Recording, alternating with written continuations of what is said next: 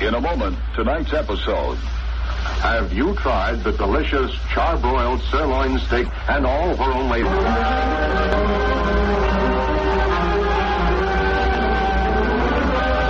Shadow, mysterious character who aids the forces of law and order, is in reality Lamont Cranston, wealthy young man about town. As the Shadow, Cranston is gifted with hypnotic power to cloud men's minds so that they cannot see him. Cranston's friend and companion, the lovely Margot Lane, is the only person who knows to whom the voice of the invisible Shadow belongs. Today's drama, The Legend of the Living Swamp. Deep in the swampland, a young man stumbles his way blindly, closer and closer to a bubbling patch of slime known as Devil's Dip. His glazed eyes show no recognition of his father's warning cries in the distance. Old man, the swamp, you don't scare me. No, sir. Randy Calhoun is going to pay his respects to Devil's Dip right now. Randy, where are you? They call you cemetery without tombstones, Devil's Dip, but that don't scare me either. Randy, come back here. There she is, bubbling and beautiful in the moonlight. Just a few steps more now. Randy, you've gone crazy, boy. Get away from that thing. I'm walking right into you with my chin out, Devil's Dip. Let's see you stop me. Randy, stop. Out. Can't move. Oh, my leg. Randy, he's gone. My own son swallowed up by Devil's Dip.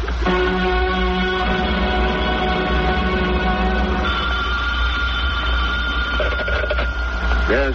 Mr. Cranston? This is Lamont Cranston. My name is Calhoun. Wilmer Calhoun. But I don't expect that you remember me. Calhoun? We met 3 years ago when you cracked the Lanning case down here. Oh, of course. Yes, now I remember. How are you, Mr. Calhoun? Not so good, I'm afraid, Mr. Cranston. Something terrible is taking place down here on our plantation. Oh, it seems to be the trouble. Well, I know it sounds peculiar, Mr. Cranston, but it's the legend of Limbo Swamp come back. The legend started up again. It'll kill us all if you don't help. What are you talking about? My son was killed by it this evening, devoured by the swamp. What? While running to his rescue, I was held by a paralytic stroke. You're sure you're not letting your imagination get the better of you? The legend has already struck, Mr. Cranston. It will continue to strike until every member of the Calhoun family has been claimed. You've got to help us, Mr. Cranston. You've just got to. I can see what Calhoun meant now. What's that, Martin? This swamp country. It is pretty depressing, isn't it? What did you make of that legend business Calhoun was telling you about, Lamont? Well, as far as I could gather, Margot, a family was being consumed by a man-eating swamp. Oh, I'm almost ready to believe anything after being down in this part of the country for a couple of hours. Well, we're almost there, darling. Oh, here's the drive-in road he told me to look for. I see two people on the front porch the swamp hasn't claimed yet. Oh, yes, a young woman, a young man. They look like something out of Gone with the Wind. Pretty far gone, if you ask me. I don't think we should expect a very stimulating reception. Thank you, darling. Thanks. Well, good afternoon. Is this the Calhoun plantation? Never heard of any other name in these parts. I assume you're Mr. Calhoun's son, Quentin. That's right. This must be your sister, Lucy. Yes. You must be Mr. Cranston. That's right. This is Miss Lane. How do you do? How do you do? I don't think you'll care too much for this patch of land, Cranston. Quentin, is that any way to talk to our guests? Now, take Miss Lane's bag up to her room. Daddy told us you were coming. We've been looking forward to your visit. Thank you. Your father said there was some kind of trouble, Miss Calhoun. Oh, poor old Daddy. He's nearly out of his mind after what happened to Randy last night. Then with his paralysis. Randy's probably the best off of all of us. He don't have to fight the swamp no more. You sound pretty convinced about this swamp legend, Quentin. Don't let me scare you, Cranston. Have a look for yourself. But keep your eyes open when you do. Good heavens, what was that? Daddy. That sounded like Daddy calling. Go ahead. Just the old boys and boogeyman again. This way. It goes right down the hall here. Randy, my boy. Daddy, what is it? What happened, Mr. Calhoun? Randy, he walked out of the swamp. He's come back from the dead. What are you talking about? That's on the window. And then he walked away into the twilight whistling. I'll open the window. There is someone with me. Oh, it's Eli. Eli, the hired man. There, you can see him now. Eli? Yes? Did you tap on this window just a minute ago? How should I go tapping on folks' windows, Lucy? That was you whistling just now. Ain't no law again whistling, is there? Oh, then it wasn't Randy. Randy didn't really come out of Devil's Dip after all. Oh, it gave me such a turn. Scared me half to death. All right, Eli. Go back to your chores. Yeah. Miss Lane and I just arrived, Mr. Calhoun. Before something else happens, suppose you tell us what this is all about. Oh, Mr. Cranston and Miss Lane, I didn't realize that you were here. The shock and the excitement of it all, I hope you'll forgive me. Of course. Well, if you'll pardon me, I'll look after dinner. Perhaps you'd better begin at the beginning, Mr. Calhoun. Yes, of course. Well, this whole crazy business started back with an Indian legend centuries ago, Mr. Cranston. The swamp is a sort of altar of sacrifice? That's right. Yes, I've heard of such legends. What was the basis of sacrifice? And once each century, an entire family, according to the legend, was to be sacrificed. Oh, that's fantastic. It is, my dear. Devil's Dip already has claimed my youngest son, Randy. And the legend says that the youngest should die first. But couldn't Randy's death have been an accident? An accident? And I suppose my paralytic stroke was an accident, too? Yes, that is strange, isn't it? The doctor's just left. He wasn't very optimistic. There's been no improvement since last night, Mr. Calhoun? You think I'd be confined to this wheelchair if I could get around some other way? Of course not. So now that we're here, Mr. Calhoun, what is it you would like us to do? Anything, Mr. Cranston. Anything in the world that'll keep that cursed swamp from taking another life.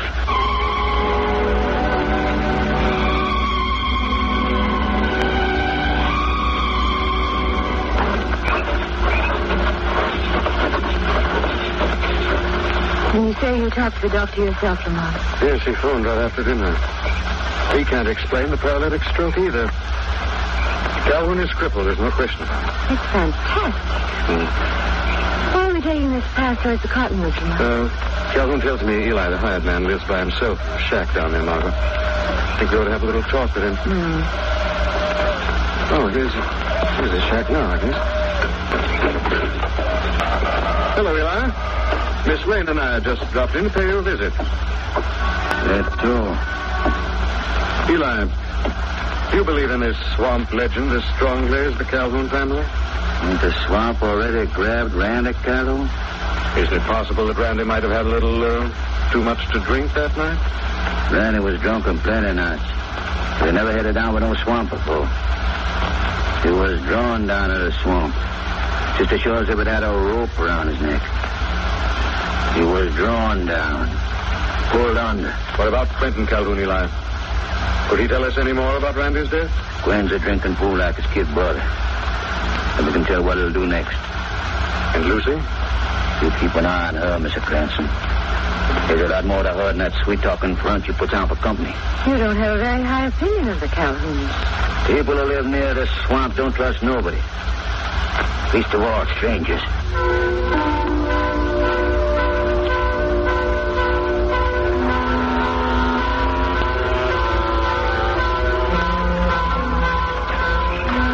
Santa Margot, this flatboat's a little skittish.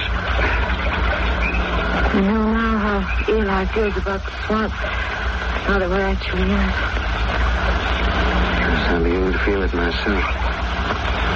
I still don't see what we're going to learn by poling through the swamp like this. Maybe nothing, Margot. And again? Come up. What is it? Something's coming straight at me. Oh! Margot, what happened? Oh, well, only an overhanging branch, but it looks like some kind of horrible snake. It's just your imagination. What is it? Oh, there are two people talking, listen. Quiet now, we'll stop the boat, listen. Oh. You said you want to talk to me, Quentin? That's right, Lucy. Well, why in the world did you insist on coming all the way down here? Just wanted to make sure we were alone. I swear I don't know what you're driving at, Quentin Calhoun. The legend, Lucy. Legend? What about it? Do you believe in it? Of course I do. Who down here doesn't believe it? Somebody with a tricky mind could use that legend to advantage and maybe wind up with an inheritance. Quentin Calhoun, are you suggesting... I'm not suggesting anything, Lucy. I'm just thinking out loud. Thinking how you might come out on top. Maybe I am. We're all going to die in this stinking swamp without getting a nickel of that fortune rotting in the bank. Quentin, what are you aiming to do? Come along to Devil's Dip and see, Sister Lucy. Come along and see. Quentin, come back here. Quentin! Come on, Margot, let's go. Where to, Lamont? We're going to tie to the boat. We head over to Devil's Dip. I think we ought to be there when Lucy and Quentin arrive.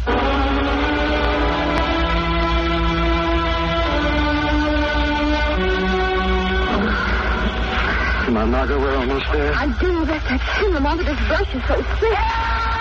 Listen. Sounds like Quentin. Just get this branch aside, we could get through it. Hurry, Lamont. That's that. Good Lord, it is Quentin. He's in the quicksand. Quick, Lamont, we've got to save him. If it's too late, Margot. Nobody can ever reach Quentin Calhoun now.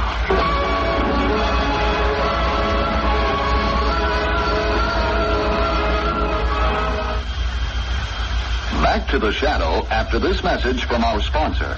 Special day or any day, a meal at the Black Angus is something special. Authentic Western decor, charbroiled meat right off the Black Angus open fires, and reasonable prices all make the Black Angus the perfect place for lunch or dinner. Try the famous charbroiled sirloin steak dinner for only $1.79. You get a crisp, fresh tossed green salad with Black Angus dressing and hot buttered garlic French bread. Or you may prefer the delicious Southern fried chicken dinner. Plump, juicy chicken, surrounded with the specially seasoned Black Angus batter and fried till it is crisp and golden. And served with potatoes, salad, and hot garlic bread, it is only $1.49. Visit the Black Angus nearest you on Coral Way across from Sears in Coral Gables, on Motel Row, Miami Beach, on Palm Springs Mile in Hialeah, and in South Dade next to Jefferson Stores. Why not make tomorrow a special day for your family? Treat them to a delicious meal at one of the Black Angus restaurants. Black Angus, home of the $1.79 charbroiled sirloin steak dinner. And now, back to tonight's episode of The Shadow. Quentin! Quentin! He's gone, Margot. It's no use. Easy, darling. The legend has come to pass. This rotten black pool is alive, Lamont. It's like a crawling evil thing. Margot. Hurry, the 2 drownings in the swamp. Come on, you're going back to the house and lie down. Lamont, what's it all about? You don't believe that filthy swamp has some weird power, do you? I doubt it, Margot.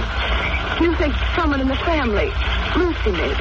Definitely do, after that conversation we overheard between Lucy and Quentin. But why should Lucy want to kill her own brother? And if she was responsible for Quentin's death, why did you see her down with Devil's Dip just now? Yes, I'd like to ask Lucy those same questions, Margot. In person. You're going to talk to her? I am, Margot, and fast. You can find your way back to the house from here, can't you? I think so. I'll see you later. After Lucy's had a little chat with the shadow.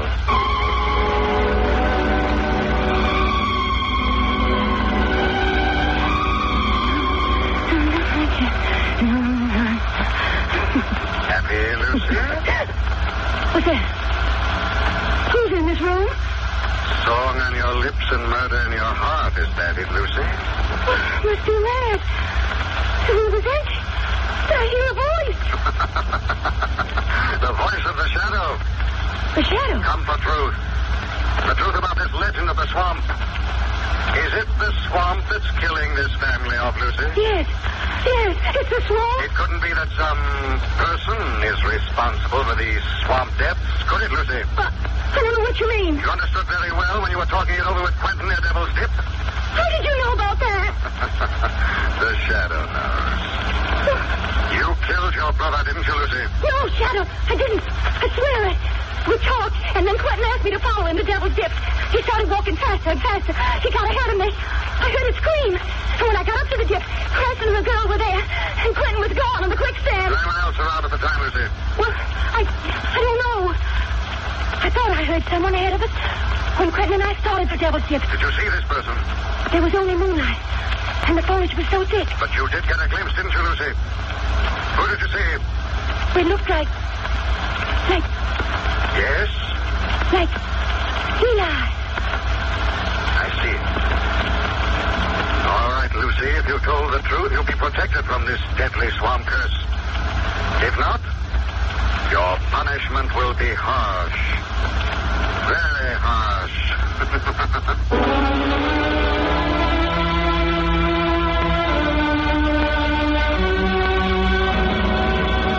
Mr. Calhoun? Mr. Calhoun? Yes, what is it? Lamont Cranston, Mr. Calhoun. I'd like to talk to you. Come in. Come in. The door's open. I'm sorry to disturb you this time of night, sir. That's all right. I couldn't sleep. I've been sitting up in my wheelchair. I'm looking for Eli. I've searched the house. He isn't in the servants' quarters. Have you seen him at all this evening? I saw him go down to the swamp about an hour ago, Mr. Cranston. Go down to the swamp? Do you think Eli has something to do with this swamp curse? Do you, Mr. Cranston? It's beginning to look that way. Is Randy gone? Now tonight, Quentin? I'm afraid, Mr. Cranston, that he'll sneak up to my bed some night or catch me in my wheelchair. You've got to protect us, Mr. Cranston. You've got to. I'll do the best I can, Mr. Calhoun, the very best. Thank you, my son. Thank you. Just as soon as Miss Lane comes downstairs. Miss Lane isn't in the house, Mr. Cranston. What's that? She hasn't been back since she left with you. Hasn't come back? I'm sure of it. And the last time you saw Eli, he was headed for the swamp. Yes, but I'll see you later, Mr. Calhoun. If anyone wants me, I'll be at Devil's Dip.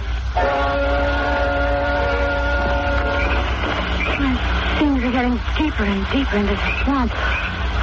Lost my sense of direction completely. What's that? Who's there? Who is it? Who?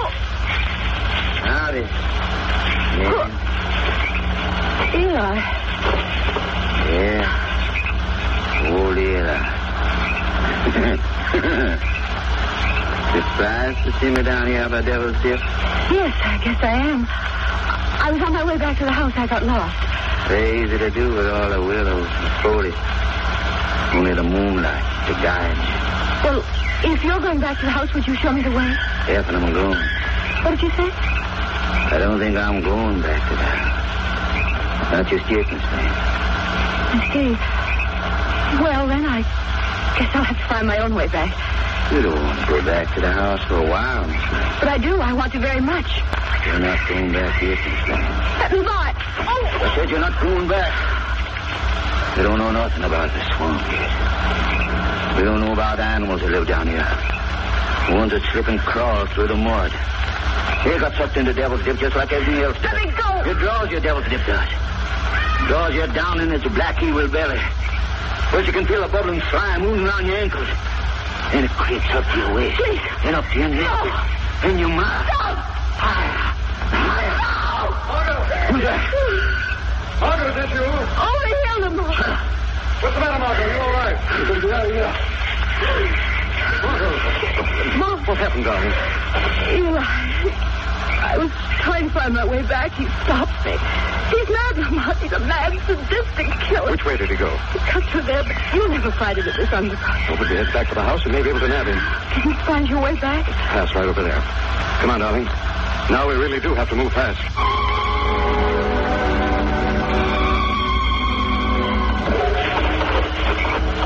Here we are, Margot. Out in the clearing. Oh, thank heaven. I never want to see another swamp as long as I live. Now, there's the house up ahead. And a very welcome sight. Wait a second.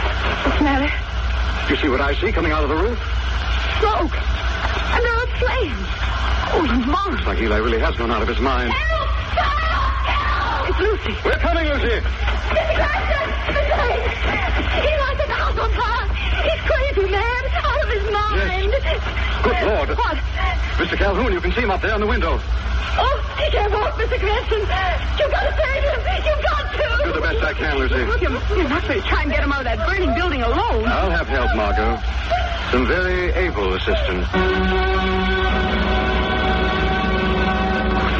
Lucy, Cranston, help me. Get me out of here before I burn alive. Need help, Mr. Calhoun? Who's that? Who spoke? This is the Shadow. Voice coming out of the smoke and fire.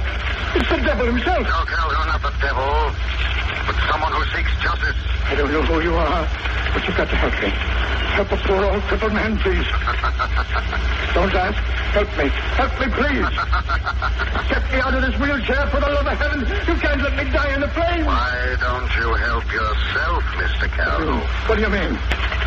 Why don't you get out of that wheelchair and walk? I can't. I'm paralyzed. I'm helpless, Shadow. You're not paralyzed. You're not helpless, Calhoun. It's only your mind that's crippled. Your rotten, twisted mind that conceived a plan to kill your own family. What are you saying, Shadow? I'm saying you use this fake paralysis to mask your vicious plot to murder. That you allowed Randy to die in the swamp when you could have saved him. That Quentin met the same terrible death in Devil's Dip at your own hands. That Lucy and Eli were next on your list. That's not true, Shadow. I've no reason to kill my own family. They're not your own family, Calhoun. You're only their stepfather. You were determined to keep your avaricious relatives from getting your money, even if it meant killing to do it. They're lies. All lies. Are they, Calhoun? We'll see about that. When the fire gets really close, and the flames start licking around your wheelchair, when your lungs fill with searing smoke. All right, Shadow. You win. You win. But you'll never take me. You'll never take me alive. Go inside window. I killed myself first. No, you won't. Let me go. Let me go. No. Your life isn't going to end that dramatically, Mr. Calhoun. It's going to come to a very grim conclusion at the State Penitentiary.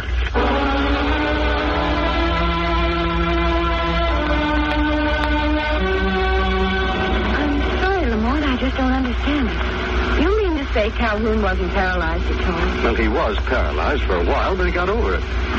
Now I am lost. Look, darling, let's start from the fact that Calhoun was an eccentric old miser who'd secretly wanted to get rid of his greedy relatives for years. So, one night, his stepson Randy, blind drunk, staggered toward the swamp.